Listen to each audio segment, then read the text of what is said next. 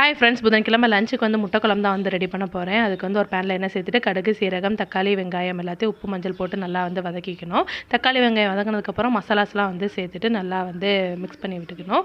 இந்த முட்டை குழம்பு வந்து சாப்பாடு, அப்புறம் வந்து சப்பாத்தி எல்லாத்துக்குமே வந்து சூப்பராக இருக்கும். தண்ணி ஊற்றி கொஞ்சம் நேரம் கொதிக்க விட்டுட்டு அப்புறம் வந்து தேங்காய், அப்புறம் முந்திரி பருப்பு, சோம்பு எல்லாம் சேர்த்து பேஸ்ட் அரைச்சி ஊற்றிட்டு கொதிச்சதுக்கப்புறமா ஃபைனலாக வந்து 3 முட்டையை உடச்சி ஊற்றிட்டு அதிலே வந்து உப்பும் பெப்பரும் வந்து போட்டுடணும். போட்டு மூடி போட்டு வேக வச்சோம்னா ஒரு சைடு வந்துடும். அதுக்கப்புறமா வந்து 2வது சைடு பரட்டி போட்டோன்னா சூப்பரான வந்து எக் கறி வந்து ரெடி ஆகிடும். இதுக்கு சைடிஷாக வந்து எதுவுமே தேவையில்ல, அந்த முட்டையை வச்சே வந்து சாப்பிட்டுக்கலாம். அன்றைக்கி சாப்பாடோட சூப்பராக இருந்தது.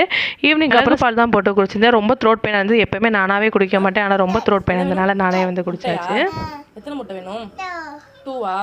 ஆதித்யாவுக்கு வந்து முட்டை குழம்பு, முட்டை வந்து அவிச்சதெல்லாம் வந்து பிடிக்காது, ஃப்ரை பண்ணி தான் பிடிக்கும். ரொம்ப நாளுக்கு அப்புறம் வந்து அவனுக்கு வேணும்னு சொல்லி வந்து கேட்டதே எனக்கே ஹாப்பியாக இருந்தது.